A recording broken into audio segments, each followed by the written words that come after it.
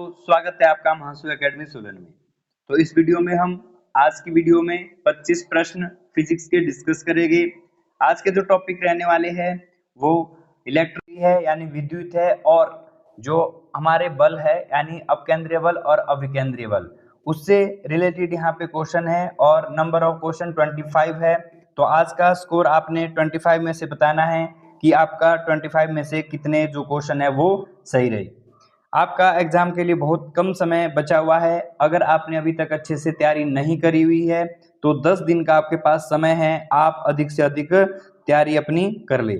तो शुरू करते हैं आज की वीडियो, जिसमें हमारा पहला प्रश्न है, विद्युत आवेश का एसआई मात्रक क्या है। विद्युत आवेश यानी जो इलेक्ट्रिकल चार्ज है उसका एसआई मात्रक क्या है। एम्पियर होगा, कूलाम होगा, वोल्ट होगा या ओम होगा। तो जो हमारा विद्युत आवेश है इसका एसआई मात्रक कूलाम होता है। ऑप्शन बी यहाँ पे राइट आंसर होगा। विद्युत धारा का एसआई मात्रक क्या है। जो हमारी इलेक्ट्रिक करंट है उसका एसआई मात्रक क्या होगा। वोल्ट होगा, वॉट होगा, एम्पियर होगा या कूलम्ब होगा। तो जो हमारी विद्युत धारा है इसका एसआई मात्रक एम्पियर होता है। ऑप्शन सी राइट आंसर होगा। वोल्ट की बात करें तो ये विभवांतर का होता है, विभवांतर। और अगर वॉट की बात करें तो ये शक्ति का एसआई मात्रक है। और अगर कूलाम की बात करें तो ये आवेश का होता है, आवेश यानी चार्ज। तो ये वापस एम्पियर बचा, ये विद्युत धारा का एसआई मात्रक होता है। विभवांतर का एसआई मात्रक क्या है। एम्पियर, ओम, वोल्ट या वॉट। तो जो विभवांतर का है वो वोल्ट है। अभी तक हमने इसको डिस्कस करा थोड़ा पहले वाले क्वेश्चन में। जो यहाँ पे एम्पियर है वो विद्युत धारा का है।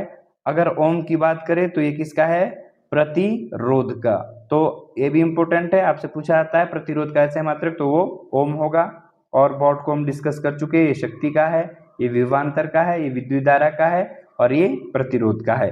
तो यहाँ विभवांतर का पूछा गया था, तो विभवांतर का जो एसआई मात्रक है वो वोल्ट होगा। Option number C. प्रतिरोध का एसआई मात्रक क्या है। तो प्रतिरोध का जो एसआई मात्रक है वो ओम होगा। तो ऑप्शन सी यहाँ पे राइट आंसर होगा।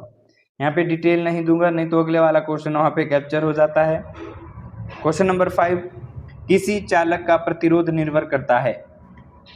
जो कोई भी चालक है यानी कंडक्टर है उसका जो रेजिस्टेंस है यानी प्रतिरोध है वो किस पर निर्भर करता है। चालक की लंबाई पर, ये बिल्कुल सही है। चालक के अनुप्रस्थ काट का क्षेत्रफल, चालक के पदार्थ की प्रकृति, तो ये भी सही है, ये भी सही है। तो राइट आंसर क्या होगा, इनमें से सभी। किसी भी चालक का जो प्रतिरोध है वो उसकी लंबाई पर, अनुप्रस्थ काट के क्षेत्रफल पर और उस पदार्थ की प्रकृति यानी नेचर पर निर्भर करता है, डिपेंड करता है। तो ऑप्शन डी यहाँ पे राइट आंसर होगा। जब किसी तार में विद्युत धारा प्रवाहित करी जाती है तब गतिशील कण होते हैं, परमाणु होते हैं, आयन होते हैं, प्रोटॉन होते हैं, इलेक्ट्रॉन होते हैं। तो ध्यान देना, जब किसी तार में विद्युत धारा प्रवाहित करी जाती है तो जो वो कण है वो इलेक्ट्रॉन के रूप में होते हैं। ऑप्शन डी यहाँ पे राइट आंसर होगा। विद्युत बल्ब का फिलामेंट किस का बना होता है। टंगस्टन का, प्लेटिनम का, तांबे का या एल्यूमिनियम का। तो जो विद्युत बल्ब है इसका फिलामेंट टंगस्टन का बना होता है। इसका जो गलनांक है वो उच्च होता है, और अगर आपसे इसका गलनांक पूछा जाए तो ये 3422 डिग्री सेल्सियस होता है। ये आपने ध्यान देना है। चलते हैं नेक्स्ट क्वेश्चन की ओर।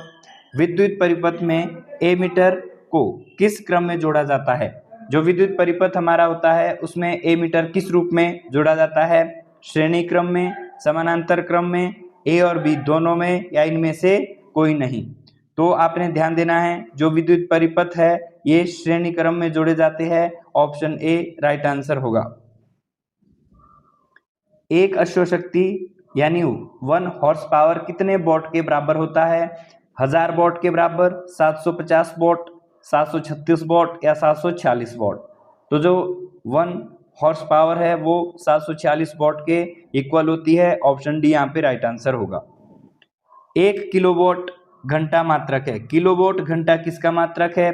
विद्युत शक्ति का, विद्युत ऊर्जा का, विभवांतर का या विद्युत आवेश का।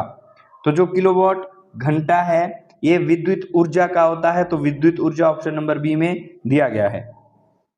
विद्युत हीटर की कुंडली में किसका प्रयोग किया जाता है?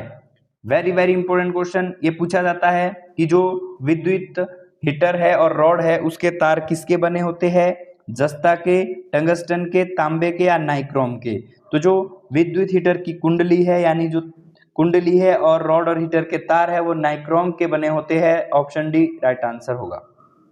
आवेश की प्रवाह की दर को क्या कहा जाता है? यानी जो हमारे पास आवेश है यानी चार्ज है, जब उसका फ्लो करा जाता है तो उसकी रेट को क्या कहा जाता है? प्रतिरोध कहा जाता है, विद्युत विभव कहा जाता है, विद्युत धारा कहा जाता है या विशिष्ट प्रतिरोध कहा जाता है? तो आपने ध्यान देना है, आवेश के प्रवाह को विद्युत धारा कहा जाता है। तो ऑप्शन सी राइट आंसर होगा।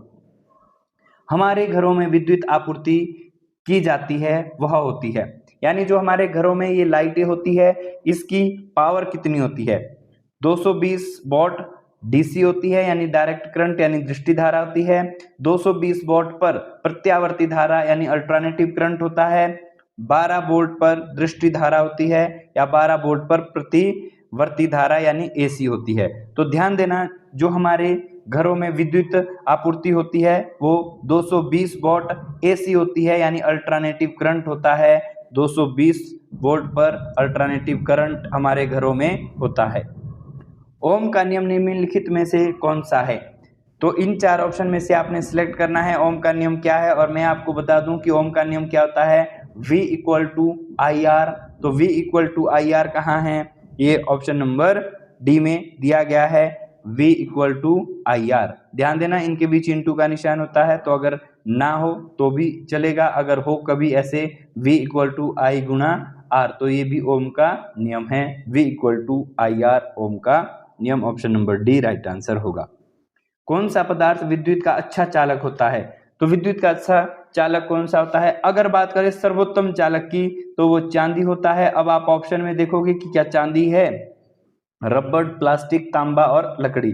तो चांदी ऑप्शन में नहीं था, तो जो विद्युत का सर्वोत्तम चालक इन चार ऑप्शन में होगा वो तांबा होता है, copper. Option number C right answer होगा।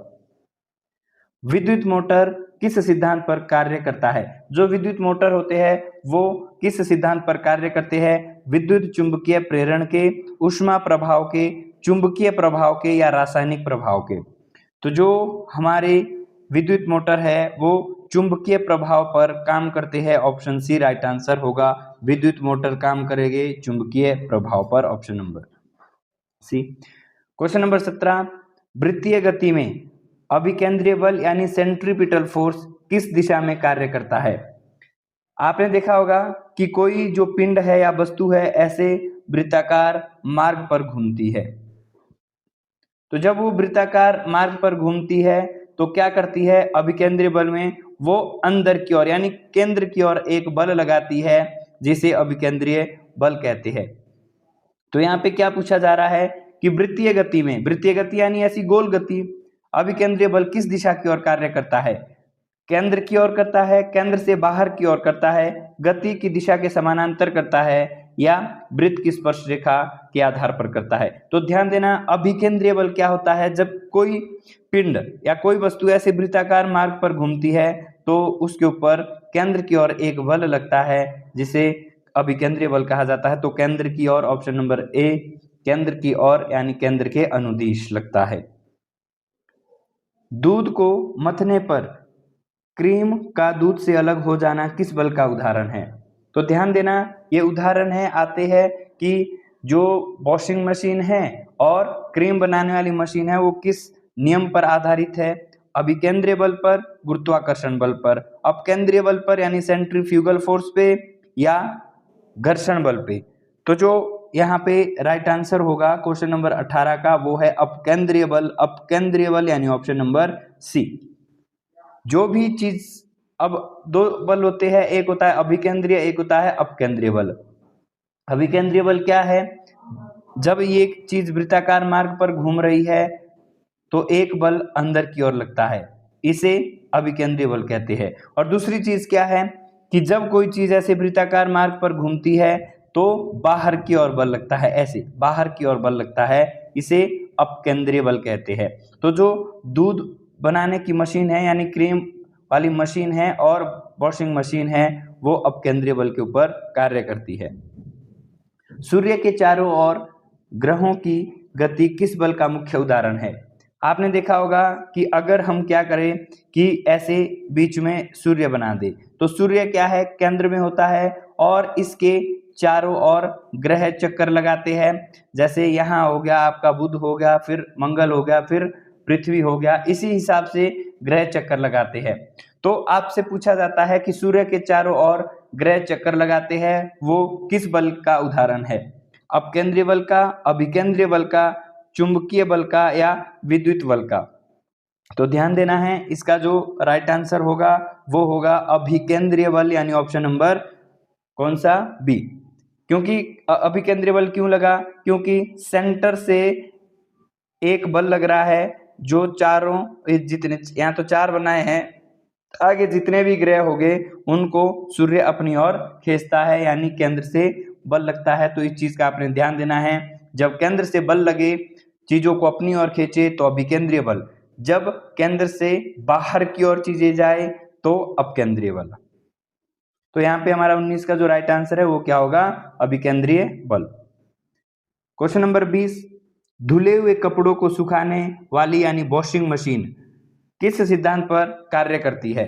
तो अभी हमने पढ़ा कि क्रीम बनाने वाली मशीन और वॉशिंग मशीन जो कार्य करती है वो करती है अपकेंद्रीय बल पे, तो ऑप्शन बी राइट आंसर होगा, अपकेंद्रीय बल। कौन कौन सी? वॉशिंग मशीन और क्रीम बनाने वाली मशीन, दोनों के दोनों किसके ऊपर कार्य करते हैं? अपकेंद्रीय बल के ऊपर कार्य करते हैं। इंपॉर्टेंट क्वेश्चन है, एग्जाम ओरिएंटेड क्वेश्चन है, तो आपने इस चीजों का ध्यान देना है। किस धातु का उपयोग फ्यूज बनाने के लिए किया जाता है? तांबे का, टिन और शीशा मिश्र धातु का, लोहे का या एल्यूमिनियम का? तो जो फ्यूज तार है वो किसके बने होते हैं? वो मिश्र धातु, टिन और शीशे के बने होते हैं, यानी लेड और टिन यहाँ पे राइट आंसर हो जाएगा, ऑप्शन नंबर बी। विद्युत धारा को मापने वाला यंत्र कौन सा है? विद्युत धारा को किसमें मापा जाता है? वोल्ट मीटर में, अमीटर में, गैल्वेनोमीटर में या वॉट मीटर में? तो विद्युत धारा को अमीटर में मापा जाता है, option B right answer. Question number 23, generator किस सिद्धांत पर कार्य करता है?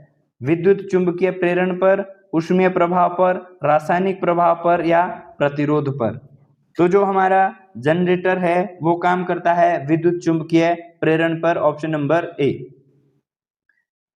एलईडी का पूरा नाम क्या है? जो एलईडी है इसका फुल नेम क्या आ जाएगा? आपने बल्ब सुने होंगे एलईडी बल्ब, इसका फुल नेम क्या आएगा? आपने यहाँ चारों ऑप्शन देख लेने हैं। तो जो एलईडी का पूरा नाम है, option number D, light emitting diode. ध्यान देना, option number D right answer होगा। और ये इंपॉर्टेंट क्वेश्चन है, ये काफी बार पूछा जाता है कि एलईडी का पूर्ण नाम क्या होगा? तो लाइट इमिटिंग डायोड, यहाँ पे option number D right answer होगा, एलईडी का पूरा नाम। और आज की वीडियो का अंतिम प्रश्न है, सबसे अच्छा चालक कौन सा है? सबसे अच्छा चालक किसका? विद्युत का सर्वोत्तम चालक कौन सा है? तांबा, लोहा, चांदी या एल्यूमिनियम? तो सबसे जो अच्छा है वो है चांदी, यानी एजी जिसका संकेत है। हमने थोड़ी देर पहले पढ़ा था कि विद्युत का अच्छा चालक कौन सा है, तो वहां तांबा था, क्योंकि ऑप्शन में चांदी नहीं था। अगर तांबा और चांदी दोनों आ जाए तो सर्वोत्तम जो चालक है वो चांदी होती है। तो यहाँ पे हमने 25 क्वेश्चन को डिस्कस कर लिया। आपने अपना स्कोर कमेंट बॉक्स में मेंशन करना है। जय हिंद, जय भारत।